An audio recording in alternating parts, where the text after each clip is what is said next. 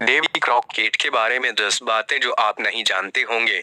आदमी के बारे में 10 आश्चर्यजनक तथ्य जिन्हें अक्सर जंगली सीमा का राजा कहा जाता है। 1. क्रॉकेट का जन्म ऐसे राज्य में हुआ था जो अब मौजूद नहीं है।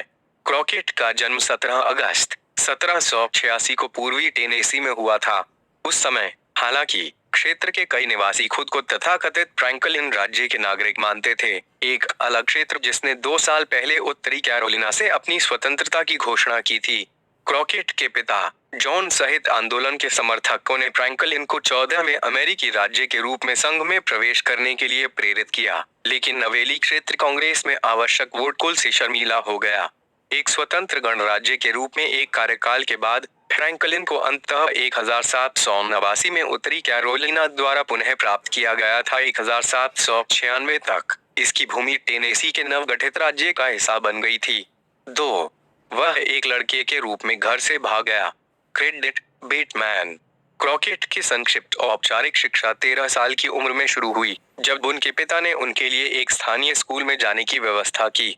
मैं 4 दिन चला गया, फ्रंटियर समैन ने बाद में अपनी आत्मकथा में लिखा, और अभी अभी अपने पत्रों को थोड़ा सीखना शुरू किया था, जब मेरा एक विद्वान के साथ दुर्भाग्य से अनबन हो गई। एक लड़का जो मुझसे बहुत बड़ा और बड़ा था। मजबूत इरादों वाले क्रॉकेट ने अंततः कक्षा के बाद धमकाने वाले पर घात लगाकर हमला किया और उसे गंभीर रूप से पीटा। फिर उसने सजा से बचने के लिए स्कूल छोड़ना शुरू कर दिया, लेकिन उसके पिता को उसकी अनुपस्थिति के बारे में पता चलने में ज्यादा समय नहीं लगा। जब बड़े क्रॉकेट ने उसका सामना किया और उसे कोड़े मारने की कोशिश की, तो युवा डेवी जंगल में भाग गया और अपने आप मारा। उन्होंने टेनेसी को मवेशियों के एक समूह के साथ छोड़ दिया और अंततः 2.5 साल यात्रा करने और एक टी मास्टर, फार्म हैंड और हैट मेकर के प्रशिक्षु के रूप में काम करने में बिताए। क्रॉकेट ने बाद में लिखा कि जब वह अंततः 1802 में घर लौटा, तो वे इतना लंबा चला गया था और इतना बड़ा हो गया था कि परिवार पहले मुझे नहीं जानता था। 3. वह क्रीक युद्ध और 1812 के युद्ध के अनुभवी थे।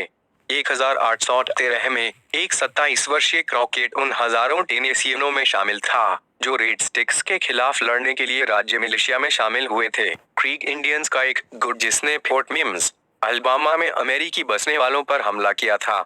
क्रॉकेट ने क्रीक युद्ध का अधिकांश समय स्काउट और वाइल्ड गेम हंटर के रूप में काम करते हुए बिताया, लेकिन वे तब भी मौजूद थे जब भविष्य के राष्ट्रपति एंड्रयू जैक्सन, तब टेनेसी के मिलिशिया के कमांडर, ने क्रीक गांव में लगभग 200 रेड स्टिक्स के वध में अपने स्वयंसेवकों का नेतृत्व किया।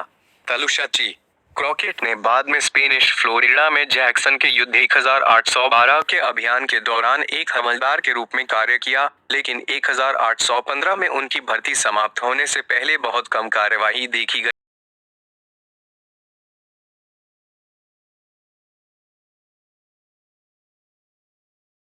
और बारूद बनाने तक हर चीज में हाथ आजमाया, लेकिन उन्हें एक पेशेवर शिकारी के रूप में अपनी सबसे बड़ी सफलता मिली।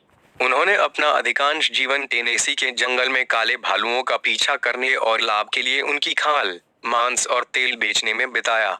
उन्होंने 1825 से 26 की सर्दियों के दौरान 7 महीने की अवधि में 105 जानवरों को हासिल करने का भी दावा किया। खतरनाक खेलों के शिकार के लिए क्रॉकेट का शौक और इसके बारे में उन्होंने जो किस्से सुनाए, बाद में उन्हें एक प्रमुख नायक बनाने में एक प्रमुख भूमिका निभाई। बार बार दोहराए जाने वाले एक सूत के अनुसार, उसने एक बार कस्तूरी के चाकू से एक भाल के दिल में छुरा घूमकर घिसे पिट्टे अंधेरे में उसे मार डाला था। 5. कांग्रेस में उनका करियर मुश्किल भरा रहा। डेवी क्रॉकेट की नक्काशी टेनेसी सीमांत में अमेरिकी प्रतिनिधि सभा के लिए प्रचार कर रही है। 1826 में टेनेसी विधायिका में पहले से ही सेवा कर चुके क्रॉकेट को यूएस, जहां उन्होंने अपने लोकप्रिय व्यक्तित्व और गरीबों की वकालत के लिए जल्दी ही प्रसिद्धि प्राप्त की, वहीं उनकी तीखी जुबान ने भी उन्हें राजनीतिक दुश्मनों का हिस्सा बना दिया। 1830 में, इस बीच, उन्होंने राष्ट्रपति एंड्रयू जैक्सन के भारतीय निष्कासन अधिनियम के अपने उग्र विरोध के साथ अपने कई घटकों को अलग कर दिया। जैक्सन के साथ क्रॉकेट का झगड़ा अंततः 1835 में उनकी अंतिम चुनावी हार में महत्वपूर्ण भूमिका निभाएगा, लेकिन तब तक वे वाशिंगटन में उब चुके थे और अक्सर अपने कर्तव्यों से अनुपस्थित रहते थे। दरअसल, कांग्रेस में 6 साल के दौरान वे एक भी बिल पास कराने में नाकाम रहे। 6. 1831 के एक नाटक ने क्रॉकेट को एक महान व्यक्ति बनाने में मदद की। कॉगर से लड़ते हुए क्रॉकेट की नक्काशी। कॉन्सकिन टोपी पहले लोकनायक के रूप में क्रॉकेट की प्रतिष्ठा the lion of the west के लिए बहुत अधिक है, जो एक बेतहाशा लोकप्रिय नाटक है जो पहली बार 1831 में दिखाई दिया था। हालांकि प्रोडक्शन ने क्रॉकेट को नाम से संदर्भित करने से परहेज किया, दर्शकों ने जल्दी से उन्हें इसके लिए प्रेरणा के रूप में पहचाना। नायक निम्रोद वाइल्ड फायर नाम का एक तेजतर्रार फ्रंटियर सम्मान। नाटक ने क्रॉकेट को राष्ट्रीय हस्ती तक पहुंचाने में मदद की और लंबे समय से पहले उनके जीवन से बड़े कारनामों की कहानियां अनगिनत अखबारों के लेखों, पंचांगों और अधिकृत आत्मकथाओं में छपी थीं। क्रॉकेट ने बाद में कुछ मिथकों को स्पष्ट किया और उनकी लोकप्रियता को भुनाया। 1834 की आत्मकथा टेनेसी राज्य के डेविड क्रॉकेट के जीवन का एक कथा शीर्षक से प्रकाशित करके। 8 क्रॉकेट ने अपनी मृत्यु से पहले केवल 3 महीने टेक्सास में बिताए थे। प्रतिनिधि सभा में डेवी क्रॉकेट 1835 में कांग्रेस के लिए अपनी अंतिम बोली हारने के कुछ समय बाद क्रॉकेट राजनीति से हट गए और पश्चिम की ओर चले गए। प्रसिद्ध रूप से अपने पूर्व घटकों से कह रहे थे, आप सभी नरक में जा सकते हैं और मैं टेक्सास जाऊंगा। कुछ अनुयायियों के साथ उन्होंने नवंबर में टेनेसी छोड़ दिया और अगले जनवरी में टेक्सास पहुंचे। टेक्सास क्रांति में शामिल होने के लिए उनकी प्रेरणाएं जटिल थीं। हो सकता है कि उनकी नजर भविष्य के राजनीतिक कार्यालय की ओर रही हो, लेकिन उनके आगमन के कुछ ही दिनों बाद उन्होंने गणतंत्र की शपथ ली और मेक्सिको के खिलाफ हथियार उठाने के लिए सहमत हुए।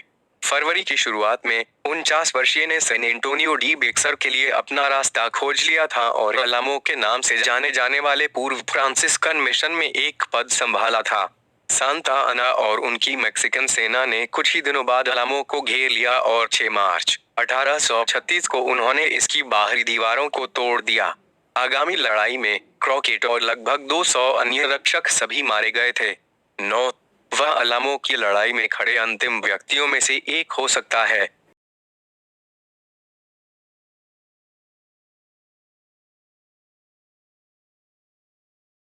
से ऐतिहासिक बहस का विषय रही है। प्रारंभिक रिपोर्टों में उसे युद्ध में गिरने की सूचना मिली थी और कई गवाहों ने दावा किया कि वह दुश्मन की लाशों के ढेर से घिरा हुआ पाया गया था। हालांकि 1975 में जोस एनरिक डे ला पेना नामक मैक्सिकन अधिकारी की डायरी में एक वैकल्पिक खाते का खुलासा हुआ था। पेना के संस्करण के अनुसार क्रॉकेट और कुछ अन्य अलामो रक्षक युद्ध से बच गए और मैक्सिकन द्वारा कब्जा कर लिया गया, लेकिन लगभग तुरंत सांता अना के आदेश पर उन्हें मार डाला गया। जबकि विषय विवादास्पद बना हुआ है, अब कई विद्वानों का मानना है कि पेना डायरी क्रॉकेट की मृत्यु का सबसे विश्वसनीय विवरण प्रस्तुत कर सकती है।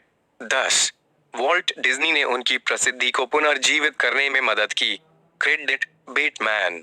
अलामो में क्रॉकेट की मृत्यु ने एक एंटेबेलम अमेरिकी नायक के रूप में अपना स्थान सुरक्षित कर लिया, लेकिन यह वॉल्ट डिज्नी था जिसने अपनी किंवदंती को 20वीं शताब्दी में लाया। 1954 में डिज्नी ने अभिनेता फेस पार्कर अभिनीत 5 डेवी क्रॉकेट टेलीविजन श्रृंखलाओं में से पहली को रिलीज किया। श्रृंखला और बाद की फिल्म दोनों ही बेहद सफल रहीं, जिससे क्रॉकेट के साथ एक नया आकर्षण पैदा हुआ और फ्रंटियर थीम वाले बच्चों के खिलौनों की भारी मांग हुई। स्मिथसोनियन के अनुसार क्रॉकेट उन्माद की ऊंचाई पर कॉन्सकिन कैप प्रतिदिन 5000 की दर से बिक रहे थे।